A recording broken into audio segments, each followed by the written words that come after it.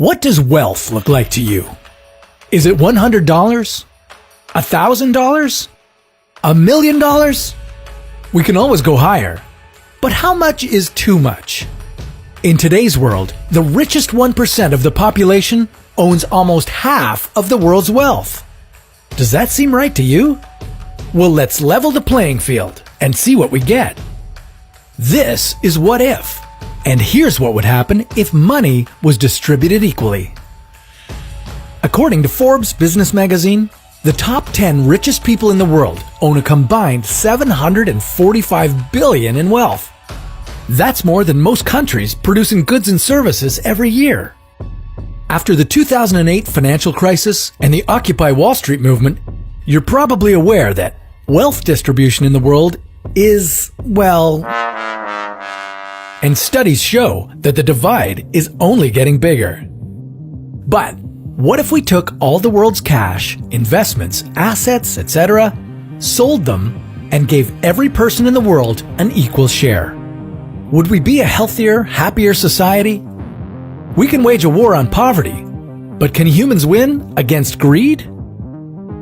If you liquidated all of the world's productive assets and combined them with all the money in the global economy, you'd be looking at a huge pile of cash.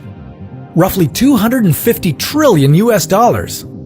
In fact, that's so much money that if you stack that $250 trillion in $100 bills, it would stretch more than halfway to the moon. But how far would this money get you and everyone else in the world if it was divided equally? Well, take $250 trillion and divide it between the current world population of 7.7 billion, and everyone is worth about $32,500. Feeling shortchanged? Don't. Roughly 75% of the world's population lives on less than that every year. The equal distribution of the world's wealth would certainly give a lot of people a much-needed leg up. Those living in extreme poverty and lower-income households could afford more food, water, clothing, shelter, and other necessities that some of us take for granted. But how long would those opportunities last? In a world of 7.7 billion people who are motivated by different things and who have different skill sets, maybe not long at all. The first big hurdle would be financial education. In order to keep relative wealth equality, people would have to be smart with their money. Now that doesn't mean cut out all entertainment and stick to the bare necessities, but don't do this.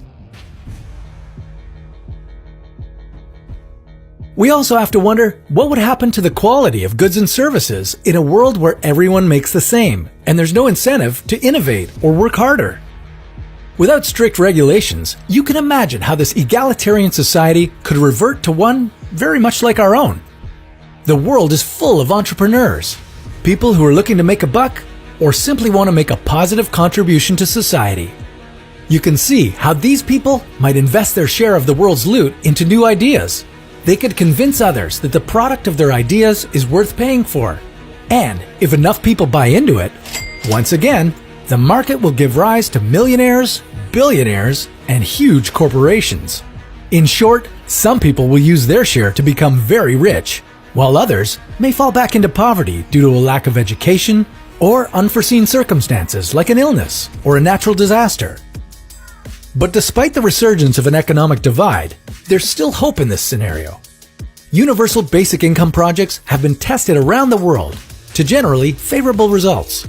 While some studies revealed that when guaranteed a lump sum of money every year, work effort decreased, they also showed that universal basic income increased school attendance, reduced medical costs in mental health cases, and was not squandered on luxury goods. Universal basic income isn't a new idea, but we're still learning how to make it work effectively.